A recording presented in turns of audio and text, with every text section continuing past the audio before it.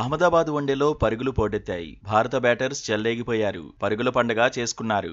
రోహిత్ శర్మ కాకుండా ఆ తర్వాతి నలుగురు బ్యాటర్స్ రాణించారు. ఛాంపియన్స్ ట్రోఫీకి ముందు బ్యాటింగ్ ప్రాక్టీస్ చేసుకున్నారు. నామమాత్రపు మ్యాచే అయినా ఆట తీరుతో అభిమానులను అలరించారు. Vice captain Shubman Gill super form ను కొనసాగించాడు. ఛాంపియన్స్ ట్రోఫీకి ముందు అంచనాలను పెంచేశాడు. చాలా కాలం తర్వాత విరాట్ కోహ్లీ కూడా అభిమానులను ఎంటర్టైన్ చేశాడు. వన్ డౌన్ లో కీలకమైన ఇన్నింగ్స్ ఆడాడు. శ్రేయస్ అయ్యర్ సైతం తగ్గేదే లేదన్నాడు. తొలి మ్యాచ్ లో అనుకోకుండా వచ్చిన అవకాశాన్ని వినియోగించుకున్నాడు. కోహ్లీ స్థానంలో జట్టులో చోటు దక్కించుకున్నాడు. తొలి వన్డేలో హాఫ్ సెంచరీ కొట్టిన శ్రేయస్ అయ్యర్ రెండో మ్యాచ్ లోనూ ఆకట్టుకున్నాడు. తాజాగా మూడో వన్డేలోనూ దమ్ము చూపించాడు. మూడో వన్డేలో కేఎల్ రాహుల్ 5వ స్థానంలో బ్యాటింగ్ చేశాడు.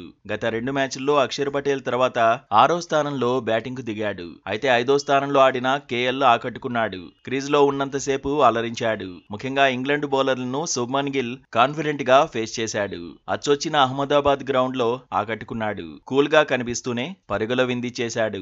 కోహ్లీతో కలిసి 116 పరుగులు జోడించాడు.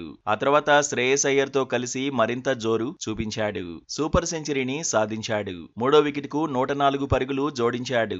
శుభ్మన్ గిల్ 122 పరుగులు చేశాడు. 55 బంతులాడిన కోహ్లీ 52 పరుగులు సాధించాడు. శ్రేయస్ అయ్యర్ అగ్రెసివ్ గా ఆడేందుకు ప్రయత్నించాడు. 64 బంతుల్లో 78 పరుగులు సాధించాడు. కేఎల్ రాహుల్ 29 బంతుల్లో 40 పరుగులు చేశాడు. అయితే ఆ తర్వాత టీమిండియా రెగ్యులర్ గా వికెట్లు కోల్పోయింది. ఓ దశలో 35 ఓవర్లలో 226 పరుగులకు 2 వికెట్లనే కోల్పోయింది. కానీ చివరకు 50 ఓవర్లలో 356 పరుగులకు ఆలౌట్ అయింది.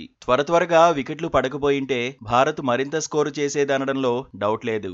England star spinner Adil Rashid మెరుగైన ప్రదర్శనే చేశాడు. 10 ఓవర్లలో 64 పరుగులిచ్చి 4 వికెట్లు తీశాడు.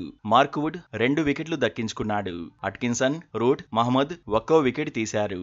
గత మ్యాచ్ లో రోహిత్ సెంచరీ కొట్టడం, ఇప్పుడు గిల్ సెంచరీ సాధించడంతో అభిమానులు హ్యాపీగా ఉన్నారు. కోహ్లీ, అయ్యర్, రాహుల్ ఫామ్ ను చూసి టీమిండియాపై మరింతగా ఎక్స్పెక్టేషన్స్ పెంచుకుంటున్నారు.